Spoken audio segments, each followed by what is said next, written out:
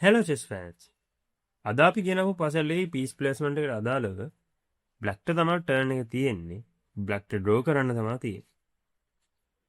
ඉතින් අපි කලින් වීඩියෝ එකේ මෙන්ෂන් කරා වගේ තමන්ගේ බිෂොප් කි කලර් එකට ඔපොසිට් කලර් කෝණයකට ගියාට පස්සේ රුක් කෙනෙක් හිටියත් අපිට ඩ්‍රෝ කරන්න පුළුවන්. ඒ ඩ්‍රෝ කරන විදිය තමයි ඔයගලන්ට දැන් පෙන්වන්න යන්නේ.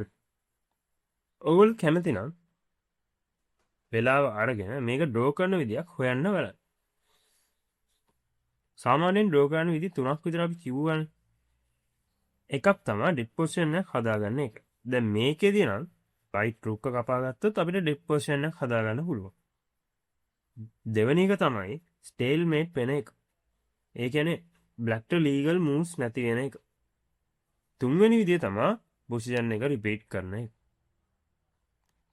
මේක දිනන ප්ලෑන් එක තමයි අපි බිෂොප් මේ G8 A2 කියන ඩයගනල් එකේ තියාගන්න එක. හැබැයි එහෙමයි කියලා අපි නිකන් හරි F7 වලට හරි A2 වලට හරි අද්දු බිෂොප් එක කැපේ. ඒ හින්දා මේ වෙලාවේදී ඔය කොටු දෙකට නොයද ඒ කියන්නේ රුක් කවර් කරන කොටු දෙකට නොයද වෙන ඕනම කොටුවකට ඇද්දොත් අපිට මේක ඩ්‍රෝ කරන්න පුළුවන්. කලින් පසල් එකේ වගේ මේ වෙලාවේ අපි රුක්ක 8 වලට ඇදලා බලමුකෝ. බලන්න මේ වෙලාවේදී වයිට් කින් මෙන්න මේ කොටු දෙක අල්ලන් ඉන්නේ. ඒ කියන්නේ මේ කින්ට මූව් වෙන්න බෑ. හැබැයි අපේ බිෂොප්ට මූව් වෙන්නත් බෑ මේ රුක් ඉන්න හින්දා. ඒ කියන්නේ මේක ස්ටේල්මේට් පොසිෂන් එකක්. එහෙනම් ඒ මූව් එක හරියන්නේ නැහැ. නිකන් හරි වයිට් ඩිසයිඩ් කරොත් මේ වෙලාවේ තියෙන එකම චෙක් එක අපි දීලා බලමු කියලා. අපි දන්නවා චෙක් එකක් වහන ක්‍රම තුනක් තියෙනවා කියලා. වෙන තැනකට අදින්න පුළුවන්, කවර් කරන්න පුළුවන්, කපන්න පුළුවන්. මේ වෙලාවේ අපිට ඔය තුනෙන් කරන්න පුළුවන් කපන එක විතරයි. ඉතින් අපි මෙහෙම කැපුවම මේක ඩෙඩ් පොසිෂන් එකක් වෙනවා. මොකද බිෂොප් මේජර් පීස් එකක් නෙමෙයිනේ. එහෙනම් රුක්ව H7 වලට ඇදලා වැඩක් නැහැ. දැන් බලන්න මේ වගේ වෙලාවක බිෂොප්ගෙන් කවර් කරොත් එහෙම මෙයාට පුළුවන් කින්ගෙන් වෙන එතනට ගිහිල්ලා අපිට මේ බිෂොප්ගෙන් අයින් වෙන්න කියලා කියන්න. එතකොට බිෂොප් එක කැපෙනවා. එහෙම නම් මේක වයිට් වින් කරන පොසිෂන් එකක් විදිහට කන්වර්ට් වෙනවා. හිතන්න දැන් ඔයා වයිට් කියලා.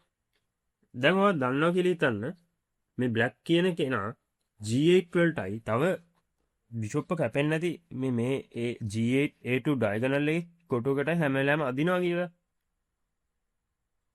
ඔයාට මේක දිනන්න විදිහක් ඇත්තෙම නැද්ද? නිකන් හරි බ්ලැක් පුරුද්දක් විදිහට ඒ වගේ දෙයක් කරොත් අපිට පුළුවන් පරිස්සමෙන් ගිහිල්ලා මෙන්න මේ වගේ දෙයක් කරා.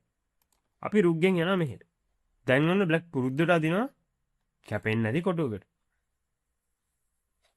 අපි යනවා මෙන්න මෙතන. නිකන් හරි මේ වෙලාවේ බ්ලැක් පුරුද්දට මෙහෙම ඇද්දොත් අපි මෙතනට ගිය ගමන් බ්ලැක්ව චෙක් වෙනවා. දැන් මොකද වෙන්නේ? මේ වෙලාවෙත් බ්ලැක් කින්ට අදින්න බෑ මේ කොටු දෙක අල්ලන් ඉන්න. එතකොට රුක්ක කපන්න විදියකුත් නැහැ. එහෙනම් අපිට කරන්න වෙන්නේ කවර් කරන එක විතරයි. ඒතර කවර් කරන්න නම් මෙන්න මෙතනට අදින්න වෙනවා. ඉතින් මේ වෙලාවේ රුක්ට පුළුවන් මෙන්න මේක කපන්න. දැන් අර පොසිෂන් එක වයිට් දිනන පොසිෂන් එකක් විදිහට කන්වර්ට් වෙලා තියෙනවා. මොකද රුක් කියන්නේ මේජර් පීස් එකක්. ඉතින් මේක ඩ්‍රෝ එකක් තමයි. හැබැයි අපිට තියෙන එකම මූව්ස් ටික බිෂොප්ගෙන් වෙනවා කියලා හිතන්න එපා. දැන් බලන්න බිෂොප්ගෙන් අර විදිහට G8 වලට තා කොටුවර ඇද හිටියොත් එහෙම එතකොට අපි පරාද වෙනවා.